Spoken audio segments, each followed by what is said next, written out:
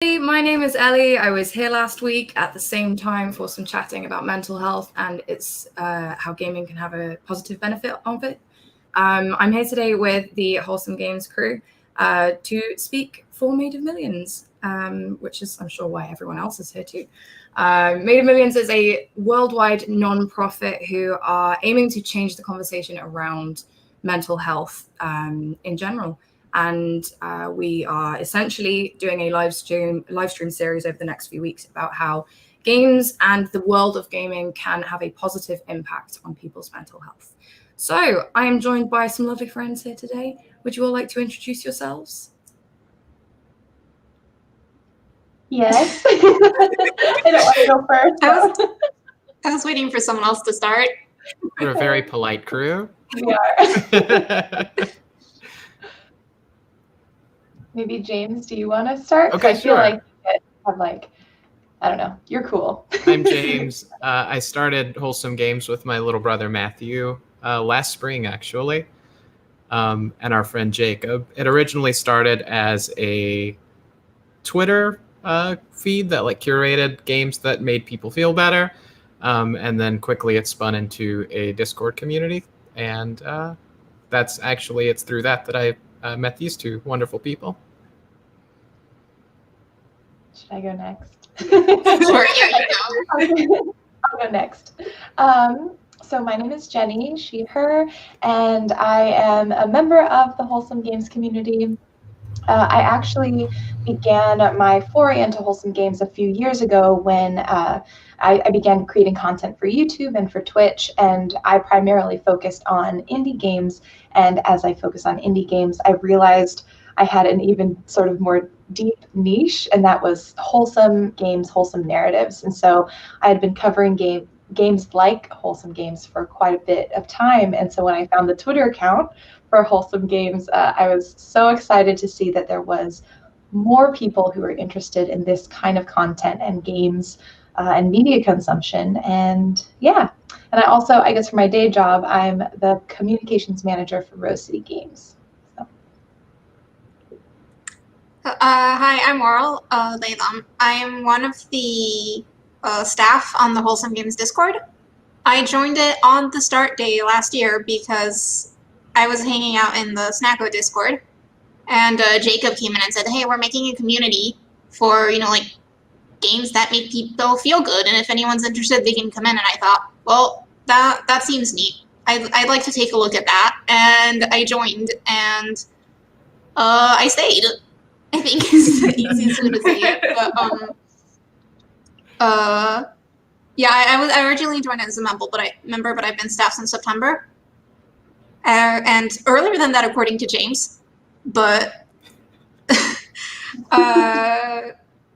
yeah, I'm working on a game right now as a hobby, but otherwise I spend a lot of time just helping out with the Discord, I guess. So as we've spoken about before, Discord and Twitch and the games industry in general has these little pockets of people who are not interested in the violent games. They're not interested in the might be addiction of the games that revolve around microtransactions, that kind of thing. There are these collections of people that do want this more wholesome space. And you can find that in Discord and on Twitch in particular, which is what Jenny and Oral do. More, I think. So yeah, it's nice to have those sorts of pockets of safety and coziness, as we spoke about last week. So I feel like we should start by saying, what is a wholesome game? Like, do you guys have a definition and criteria that it has to meet to be a wholesome game, or is it more just a feeling that you get?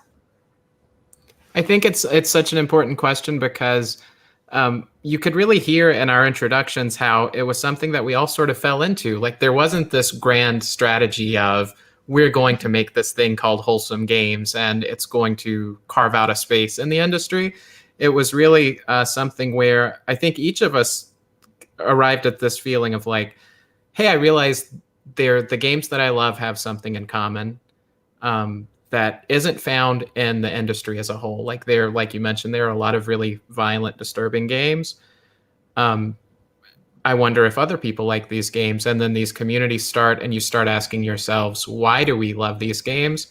And I think that's how the definition of wholesome game evolves, because when we first started, we were all asking ourselves the same question, because it was a I know it when I see it thing.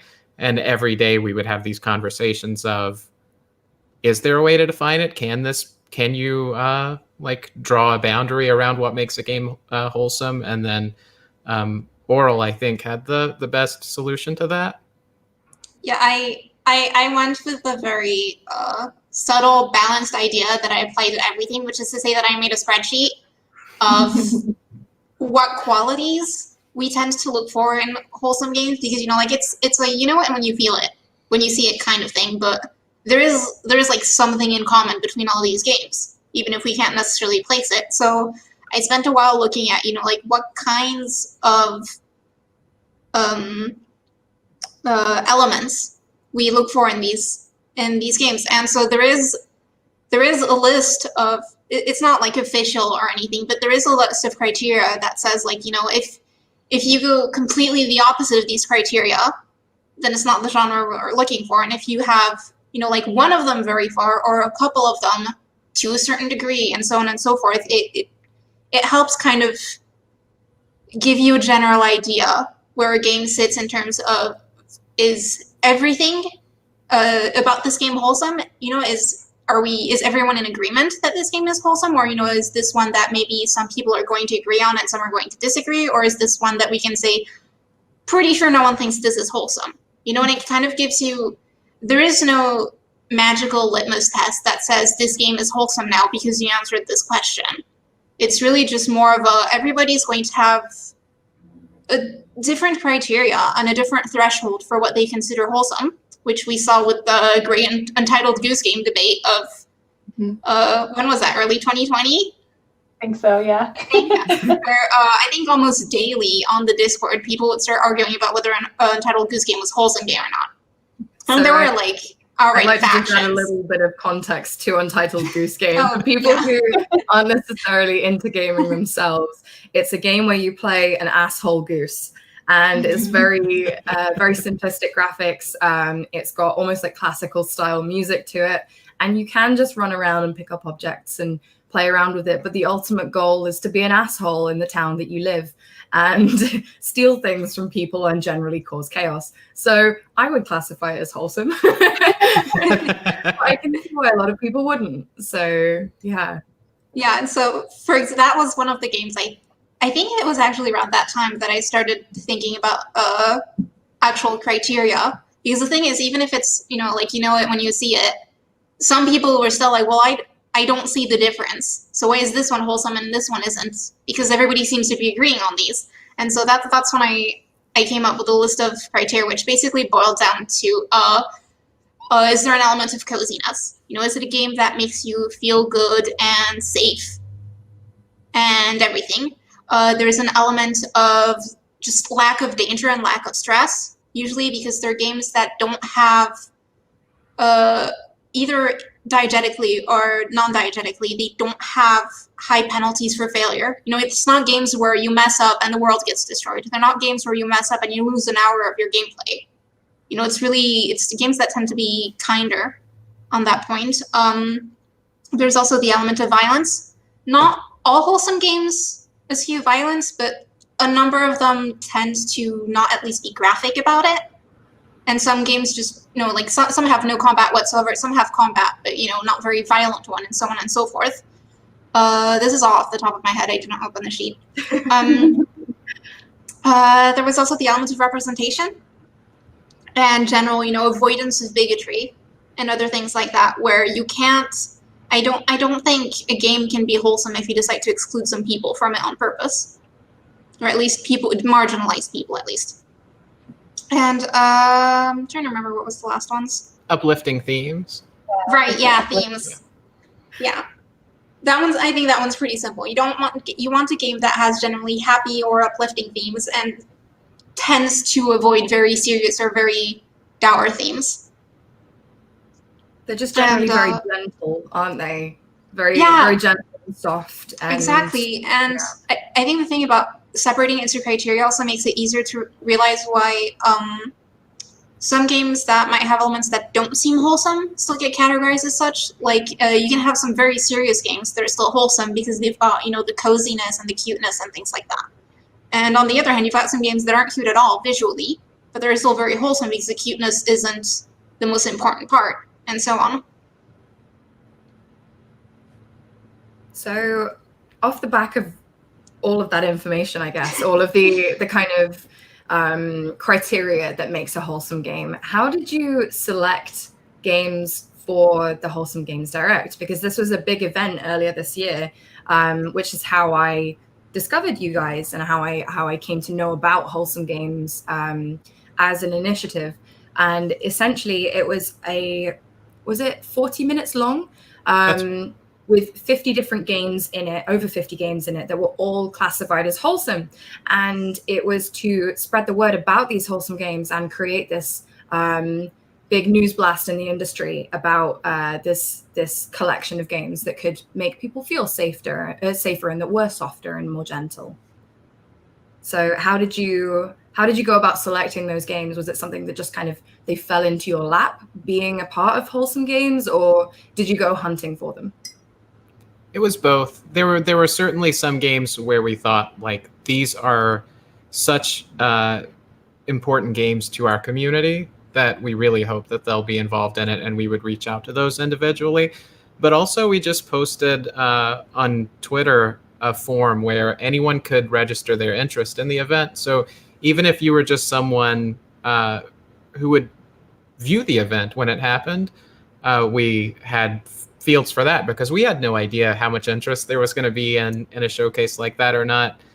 We originally did it because COVID meant that so many game industry events were canceled that we thought, like, where are people going to see these games? Now we have so many friends working on games that we want their messages to get out there, and how's that going to happen now? But once we started talking about it and started inviting people to contribute to it, we started hearing people say, I want this even if there isn't a pandemic. Like, I want this anyway because this is a space that needs to exist in gaming. And it was really wonderful to see that. With the Google form, I think we had close to 400 games submitted. Wow. So yeah, we definitely had our work cut out for us, and it was definitely a community effort to sort through what was submitted and make both quality decisions and wholesomeness decisions. Like, yeah, I remember arguing with you with a couple of them where James made a first pass. I think with Matthew through the forums, right. And then I asked if they wanted a second pass, and I took a look, and there were a couple where I was like, I get where you're coming from, but I'm not convinced here. Can we talk about it? And some of them stayed because James convinced me, and some of them didn't because he didn't. But there were definitely a couple that, you know, where the kind of is like, you know, this seems sweet and wholesome, and then you dig a little more into it, and it's not actually quite what we're going for.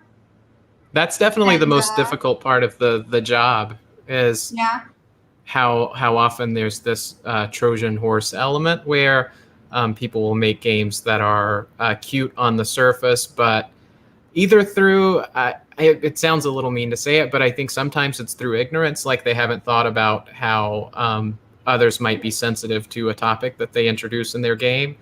And sometimes it's intentional and they want to use this is cute at first and then I twist it for dramatic effect.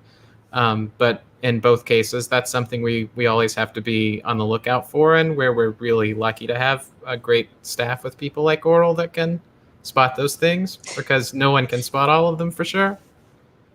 Yeah, it's really a team effort. Oral might be able to.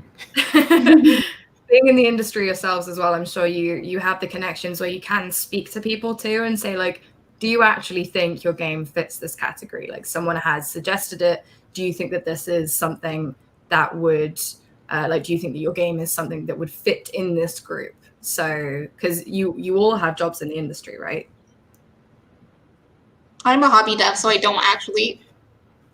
That counts. It counts. Sure, then.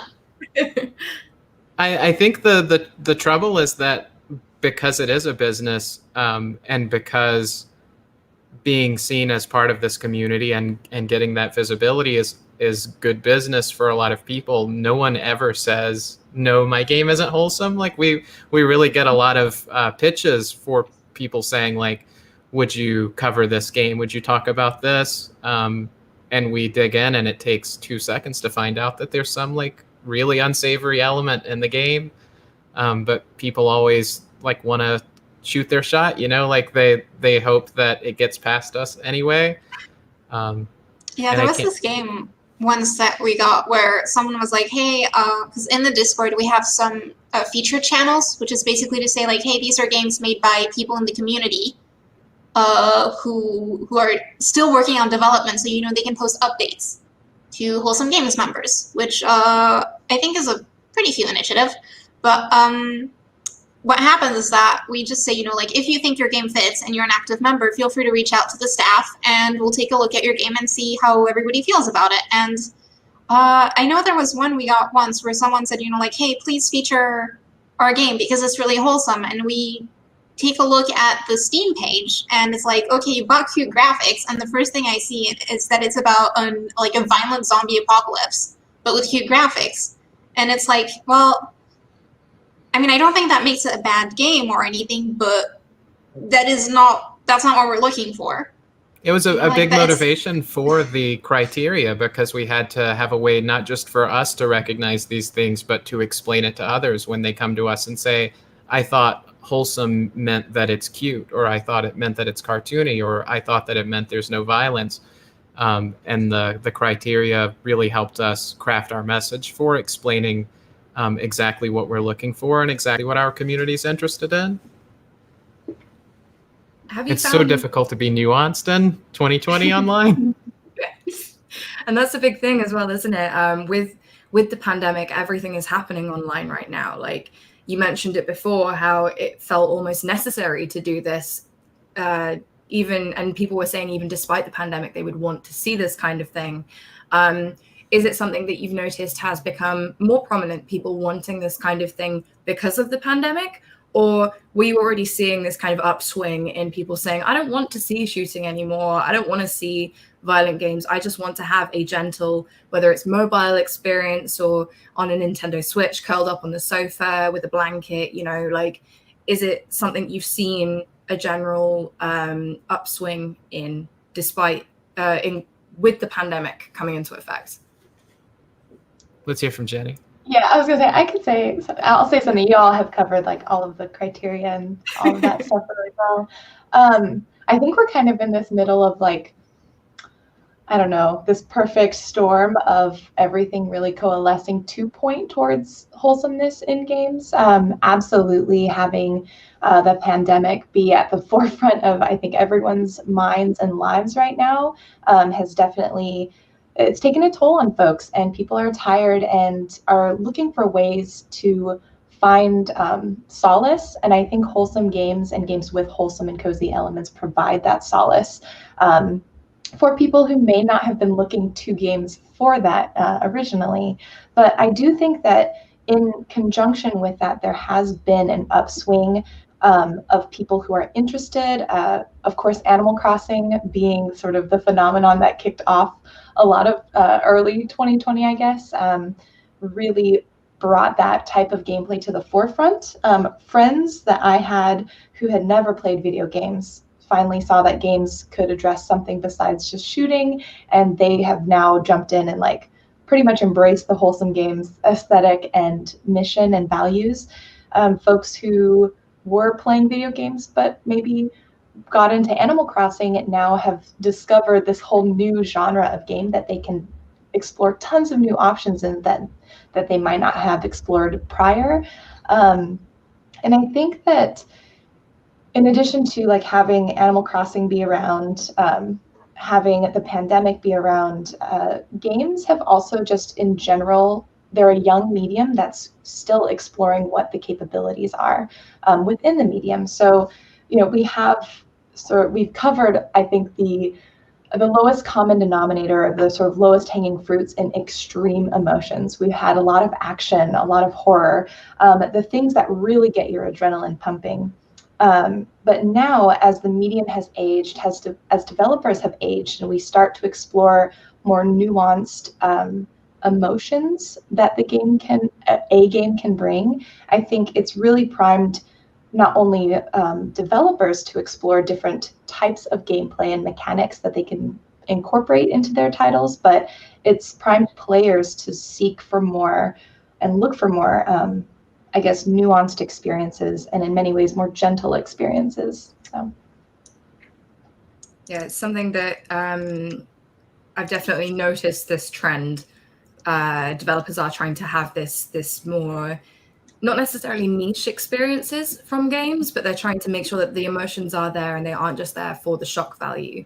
And like we've said, I think the pandemic has really pushed people to maybe get these games out in some cases faster than they were anticipating. I know a big success recently has been Ooblets. We spoke a little bit about those kinds of games last week, and Animal Crossing. And the pandemic has caused, like you say, a perfect storm of people needing a break from drama and from extreme emotions to just have a cozy environment to relax in and feel safe in.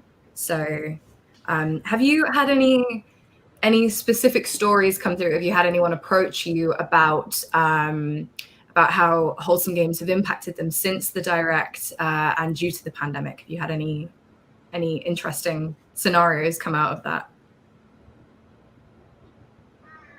I mean, in general, I think the fact that people are doing like Animal Crossing birthdays and wedding celebrations, like I've had a friend who they had their own wedding in pandemic, like with themselves, or in quarantine with themselves. But we had like a reception where we all went to their island and celebrated. And like, I mean, that's 2020, first of all, but also that was just so amazing that a game facilitated a space where we could interact and celebrate with one another. And I think, I mean, Animal Crossing is my like wholesome game love. And so the fact that it allowed us to like come together in a time when we're not able to come together was really powerful. So I want to give a little bit of context once again to Animal Crossing too. We spoke about it quite a lot last week on the stream. And it's essentially a game where you have an island and you live on the island and you can fish, you can grow flowers, you can buy furniture and decorate your house, you can make friends with the other villagers there. And it's just very gentle music, gentle activities, and there's no pressure to it whatsoever. And it can be whatever you want it to be within that setting. So a lot of people have found various different peaceful situations within their islands and within their gameplay experiences because you can tailor it to what you want to seek out from a game on any particular day. So that released in March. The week after, I think everything sort of went wrong with the pandemic. So it's been huge. And just to kind of give a bit of context to sales and things like that within the games industry, Nintendo actually released their sales figures today, and Animal Crossing has sold, was it 22.4 million copies, which is a lot for a game in general. Normally you kind of see around 10 million is an average for a high production value game. So the pandemic has definitely had an impact on sales of Animal Crossing, and I'm sure on other games as well. So I think it's that role-playing nature in general of games like Animal Crossing that tends to start the conversation about mental health and identity in games, because more so than maybe any other medium, players are able to put themselves in games and say, this is what my character looks like, this is who I am, or this is who I want to be. And they're able to live out other lives, like in Animal Crossing, like this cottagecore fantasy, like island life. And I think through that, people are able to explore things that maybe they wouldn't explore or talk about with their friends otherwise. I think for me, with my personal mental health, the biggest impact of gaming has been games as a centerpiece for discussion of mental health.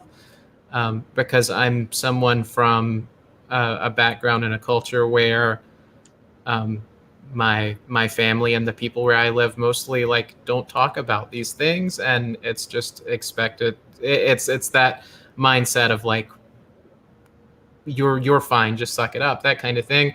And with games, I'm, for one thing, connected to a lot of people who are different from myself, and I think that's super helpful. And I think you also are introduced to all these characters in games, and you're able to talk about like, this is my reference for someone who acts this way, or maybe I see a character in a game do something that I identify with, and that starts a conversation that I wouldn't have had otherwise. I know I'm rambling a little bit, so the point I wanted to make is I'm someone who had a lot of, I guess, struggles throughout my life that I always just attributed to being lazy or just not working hard enough.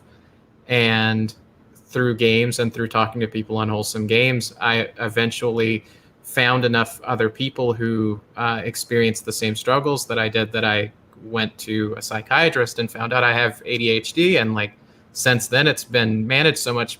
I've been able to manage it, and it's improved my life so much. And it's wild to think that that's because of video games. Like, there are so many paths that you can take to get to places that it's interesting.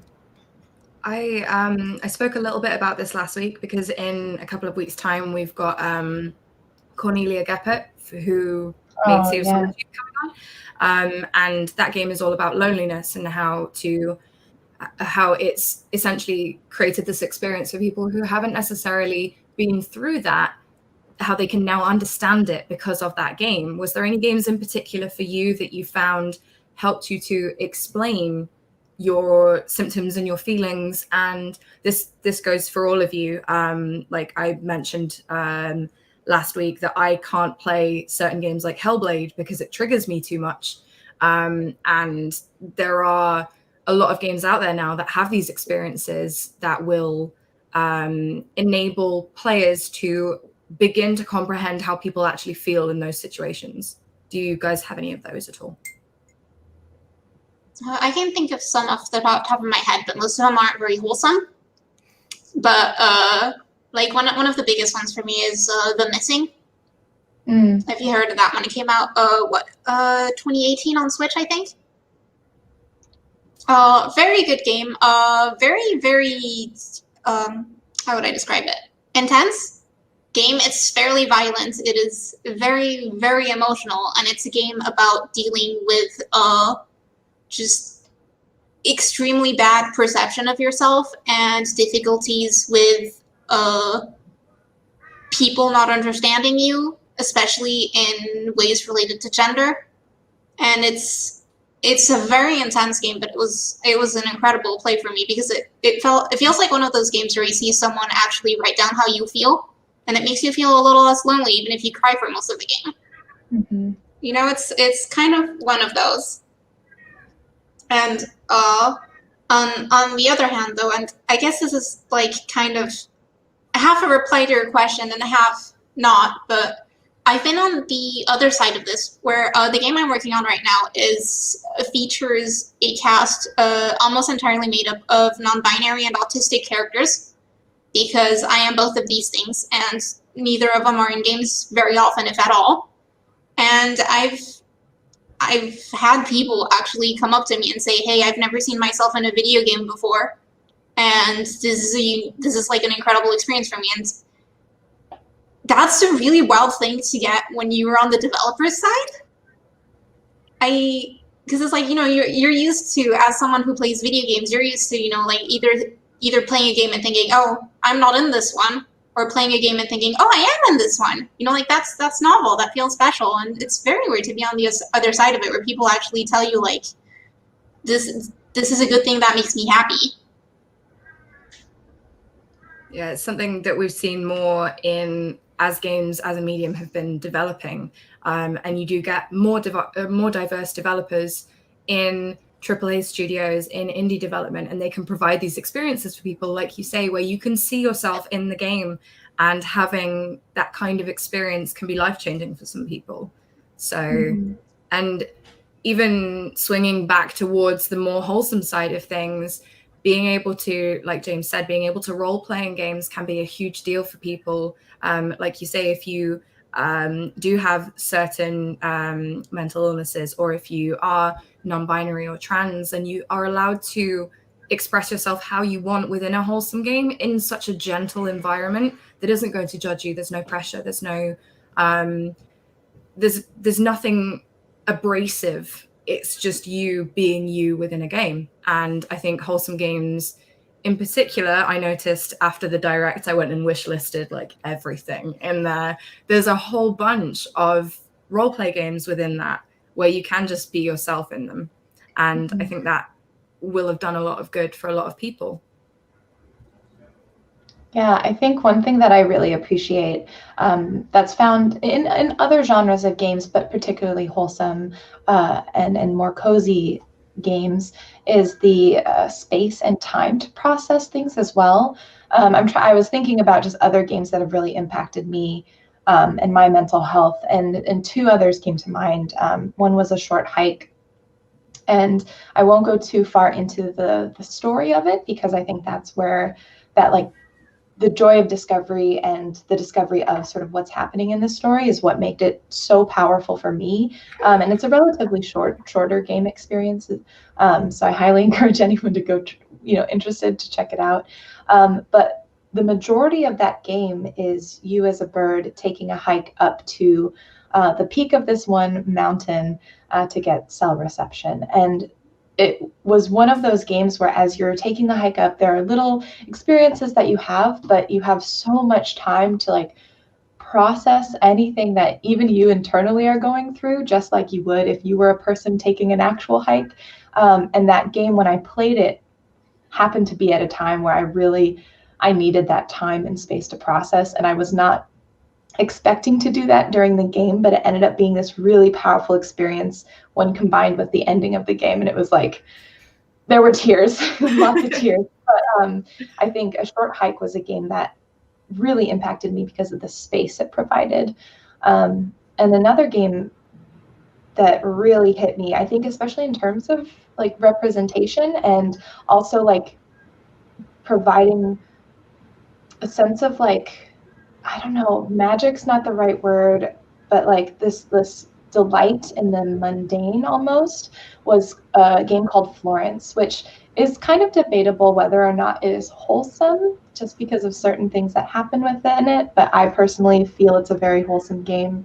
And that was a title that provided me the space to process things that were happening in my own life, because of the emphasis that it put on like mundane actions, like brushing your teeth and picking out food to eat and interacting with someone. And so I think games, sorry, I'm also rambling because I'm just like, rambling is fine. This is how you get the best information out. But I think one joy that I get from wholesome games that really helps me is the space that it provides, as well as the delight that it kind of brings to daily and seemingly mundane tasks and objects and worlds. So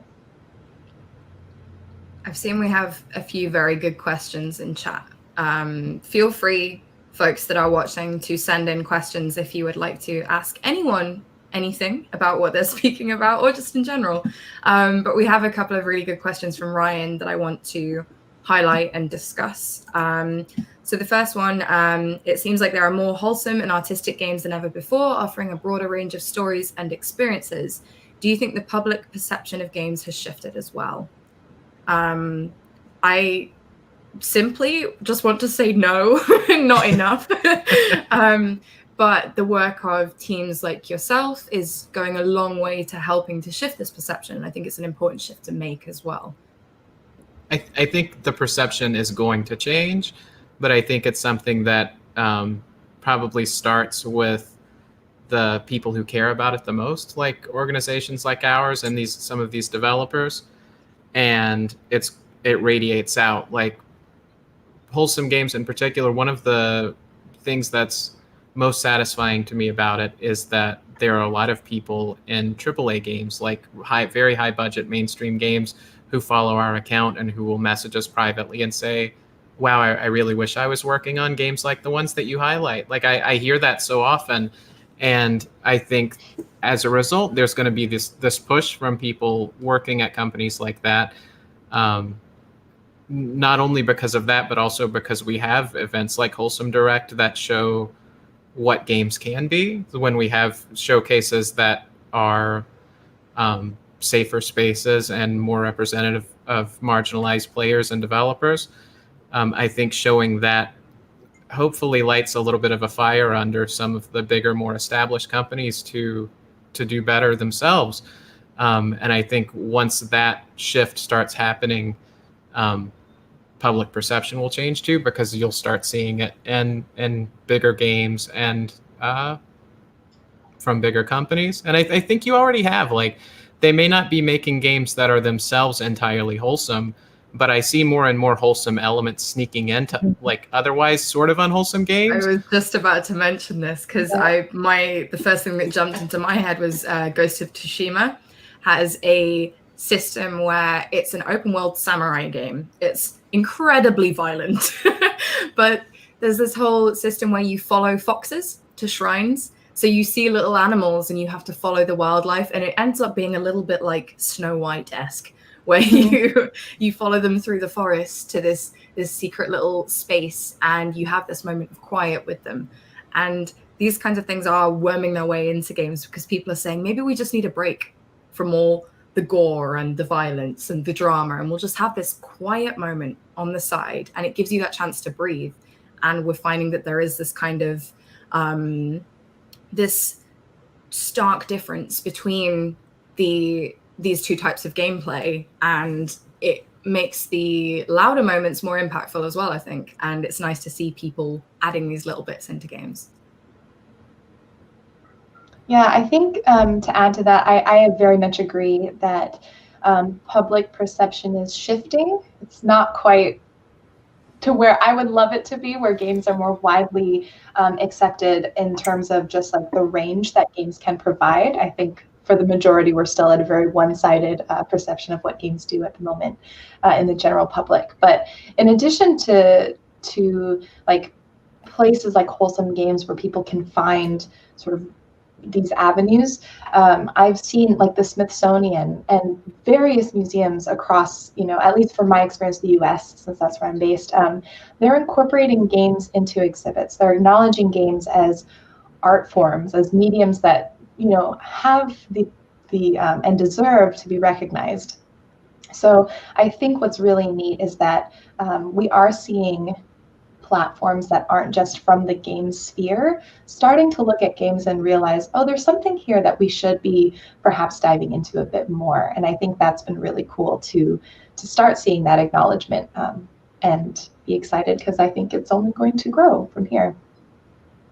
Yeah, I think I agree with, like, it's I'd say it's at the very beginning of starting to shift, but it's not much further yet. But I think the big thing too is that regardless of whether public perception does shift or not, there is a bubble growing for the general, niche of wholesome games, on both in terms of developers and in terms of players. And I think we're already at the point where we've proven that there's an audience for this, and it's not small.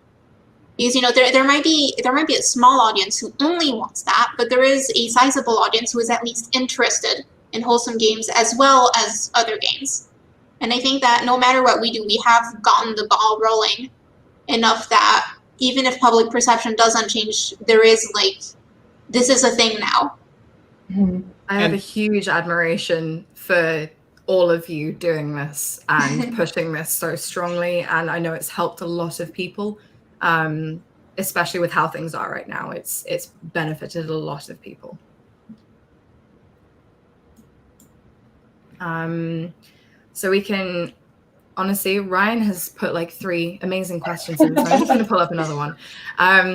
What can gamers do to help include non-gamers into the hobby and explain how broad and diverse the world of games are? So I touched on this a little bit last week because I had to explain to my mom, who is not a gamer at all, what this series is that I'm doing with Made of Millions. And I had to explain how there are these different genres within gaming that can help guide people through experiences, that can provide soft, safe spaces that can help describe symptoms, feelings, and situations to people who do not experience these things in an effective way. And it's a really difficult thing to explain to non-gamers what is available within the industry, because people dismiss it as being a violent hobby and an addictive hobby, or just for children. So do you have any specific ways that you help to explain this kind of thing to people because of Wholesome Games? What I think has been really great is so many games now are not only accessible via console or even like a high-end gaming PC. And Wholesome Games in particular, many of them don't require the latest and greatest in technology for someone to be able to access them. And the ease of access is what I think is really helping folks who maybe could be interested in games but would not want to drop $500+ on the ability to access a game that they're not even sure they'll enjoy. That is super helpful. To go back to Florence, because that's kind of the game that I recommend to all my friends who are like, what should I play? And generally I'm like, oh, you should try Florence, because it's on a phone, which everyone has.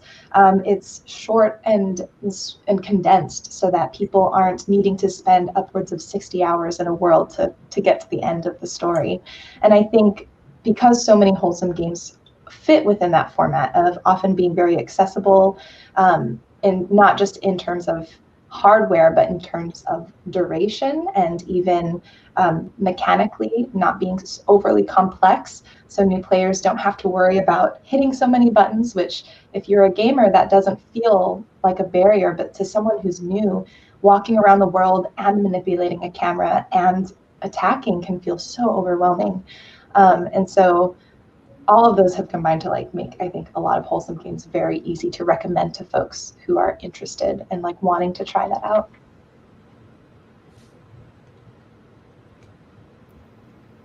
James and Oral, do you have any ways of pulling people into games who might not understand that this is a medium that can be accessible to people? I think a lot of it is meeting people halfway. I loved that Jenny mentioned Florence being a mobile game, because I think that is such an important entry point for a lot of people, that they already have everything they need to play it. My personal experience with getting non-gamers into gaming is my parents are the biggest Pokemon Go fans in the world now, and they did not grow up playing video games, and they're definitely not traditional gamers. And it all started because my mom wanted to get my dad to like get out and go on walks more often.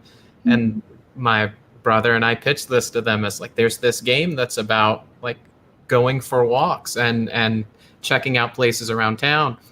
And they started doing it and they really enjoyed it. And my brother and I like kind of got out of it and started playing something else, and they kept going with it and they've gotten so into it. And it's been really amazing to see. For me, the most incredible thing is that there are lots of older people who play Pokemon Go and have like text groups together where they say, okay, Wednesday at 7:00, we're all going to meet up and like go do this.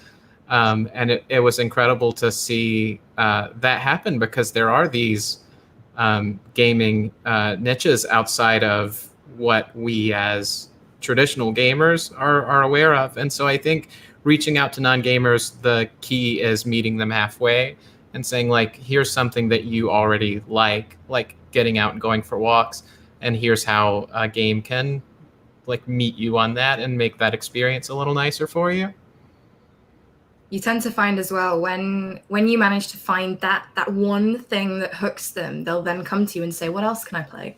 Mm-hmm. And then you're in. If you can take the time to find that hook for them, you then have something to base an experience off. Like, I'm sure all of you are active on Twitter, so you'll have seen certain prominent members of the games industry have been getting their parents into games in a way where they've said, okay, well, what did you enjoy about this one that you played? And then you'll see so-and-so's mum playing God of War or something now. And it kind of progresses. And then people realize that it isn't just this one-sided hobby. And there are a wealth of games to dig into, because it's not games aren't a gaming experience. They can just be a text-based experience. They can be an exploration experience. They can be puzzle-based. They can be just walking, you know. And a lot of people don't realize that this is a broad spectrum of things to explore. So I think that's a big part of getting people into non-gamers into games as well, is trying to explain to them that it isn't just running, shooting, combat. Someone has mentioned, Ryan has mentioned the Wholesome Twitter account, Can You Pet the Dog? Which is a personal favorite of mine. I don't know if you all follow this account as well, but essentially going back to the experience of having these gentle moments within games is lots of games now are including the ability to pet animals, so that you can have a quiet moment spent with something in a game. And this is a really popular social media account now where you can go and check if you can pet animals in certain games, which is great. Yeah, So, they made a post about the direct actually. Did Back when it released. Yeah, they made a compilation of all the animals you can pet in the direct. Yeah, they've actually been a really great ally for our community. Yeah. That's awesome. And that kind of thing is what, again, people outside of games don't necessarily realize that this is a line of communication, and that these kinds of discussions do exist and these kind of collaborations do happen. So yeah. Yeah, and I think a problem with that too is that, you know, like not only it's like any big hobby, you know, if you don't know about the hobby, it all seems very intimidating and you're not quite sure where to start. It's like take comics, for example. For someone who isn't already reading American comics, knowing, you know, like which comic do I read? Okay, I've decided a series, where do I start? You know, who do I talk to about this, and so on and so forth. It all gets very overwhelming very quickly. But I think on top of that with games, there is the issue of a lot of gamers fundamentally don't want non-gamers to play games, and I think that's also part of the culture clash and all of it, because you've got some people saying anyone can play games. Come on over, I'll show you some ones you like. But at the same time, you've got part of the community saying, no, if you don't already play games, you don't get to play games. And I think that's also part of the issue where some people really push back against it. So you have to, depending on who a non-gamer meets first, that's really going to change their perception of it and how they decide to try to interact with the hobby. And I think that's a big thing too, to remember that it's something where you have to be welcoming because other people won't be. I think that's such a great point, and it's a very oral point as someone who I think knows you well to say that, because it really is. It's nicer for us to talk about how the way to bring people into games is to be welcoming, but to be honest, it's just as important for us to shut down gatekeeping and the voices that are marginalizing and othering people in gaming. That is just as important, maybe more important than the efforts that we make to be welcoming.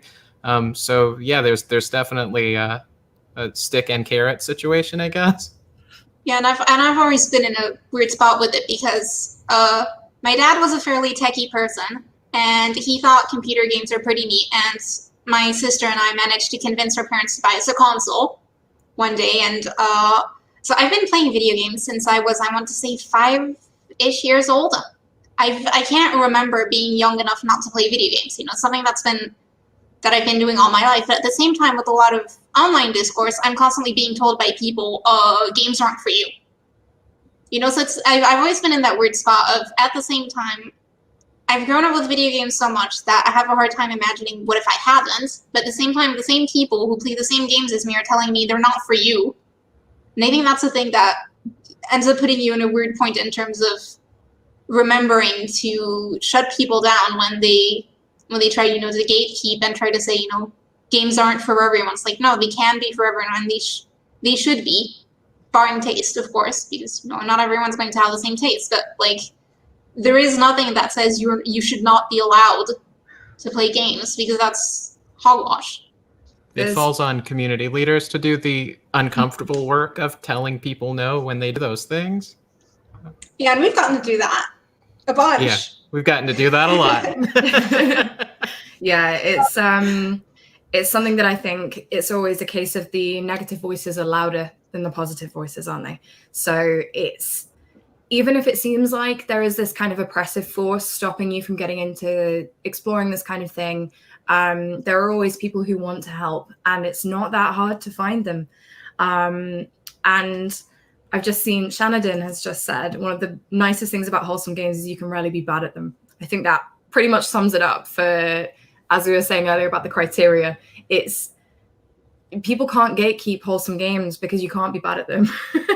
So they're for you to enjoy and for you to find what you want to get from them, which I think is really, really important that they are for everyone. Does anyone have anything else that they would like to add or discuss within this? Because we do need to wrap up soon, but this has been super interesting. So do you have anything else that you'd like to mention?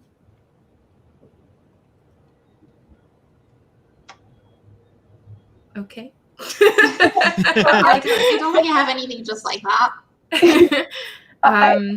Just go off of what we were kind of finishing in terms of like communities and trying to like, because I see in the comments people are like, hey, we've got like leaders to do this, and I think like James makes a great point. Any leader in a community, I think kindness, we talk about kindness a lot, and people often think of kindness as something very passive and very weak.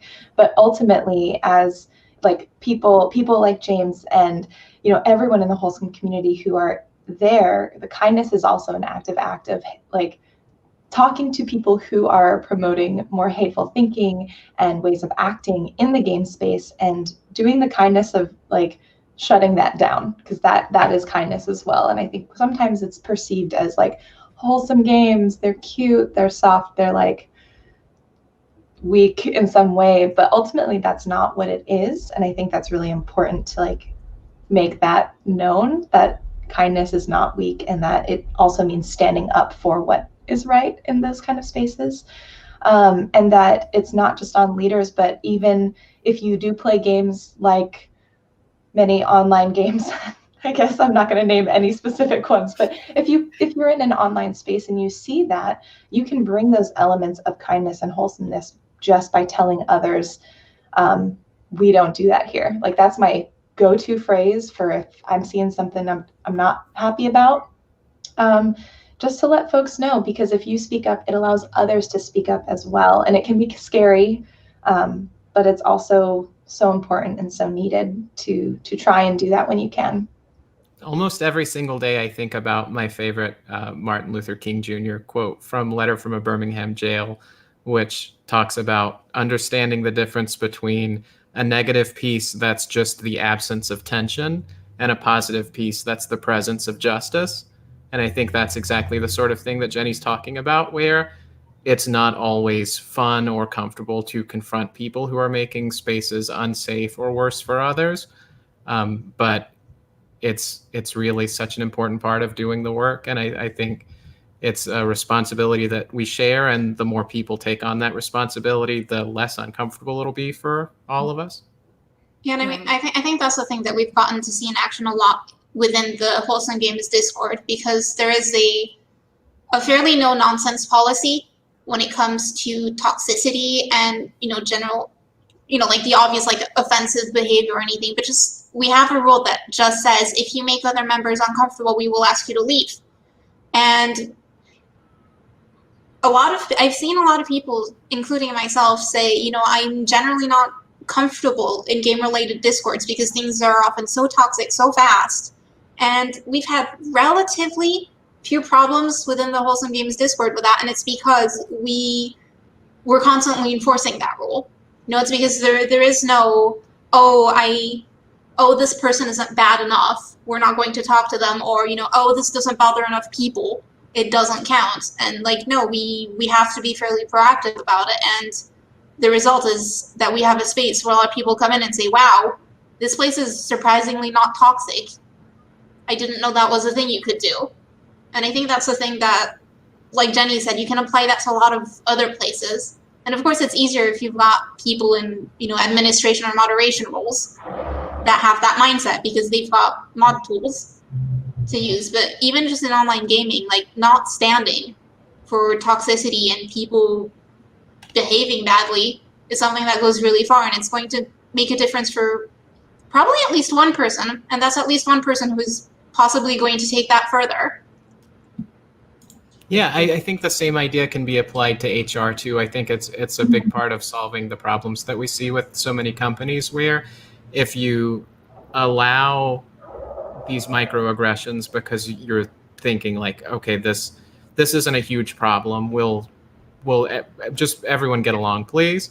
You allow those microaggressions, and the people who are sensitive to them leave, and that is sort of this negative feedback loop where that happens, and then the culture shifts slightly towards being a little more toxic, and that drives more people away until you're left with this sort of morally bankrupt culture where the only people left are the people who won't be offended by anything. And I think that's a big reason why we try to enforce the rules so strictly, to keep that cycle from starting. I think to round things off, you've actually brought us quite nicely back to what I was discussing last week about games and the spaces created by games being a form of escapism. It's communities where people feel safe. And there are people within the industry, within Discord, within Twitch, that are creating these communities where they say, we talk about mental health here, we talk about the LGBTQ community here, we discuss things that might make a lot of people feel uncomfortable, but ultimately it's for those minority groups to feel safe and the marginalized groups to feel like they are heard and seen and are important. And that goes a long way to benefiting people's mental health. And I think Wholesome Games ultimately stands for that in helping to boost these discussions and these platforms where people can discover things about themselves and they can feel safer and more heard and more seen. And that's incredibly important. And I applaud you all for doing that. Honestly, I think it's fantastic. And I'm hoping that this series in general will help to bring an awareness to people that they didn't necessarily have previously about these kinds of spaces that can exist within gaming. So I'd like to thank you all very much for being a part of this today.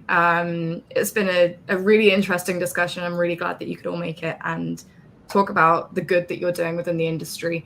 And hopefully it will help bring some more people into the wholesome gaming revolution and make people understand that there is more out there. So just to round off, next week we are talking about an app called #selfcare, which is about it's a room that you create for yourself and you curate it, and it's very gentle exercises to help with calming. So it's a totally different kind of experience, but still falls within this wholesome self-care category. So James, Oral, and Jenny, thank you so much for joining us. And I have been Ellie. I'll be back next week with some more chat about video games. And thank you all so much for watching. Hey, thank you. Thank you. Thanks.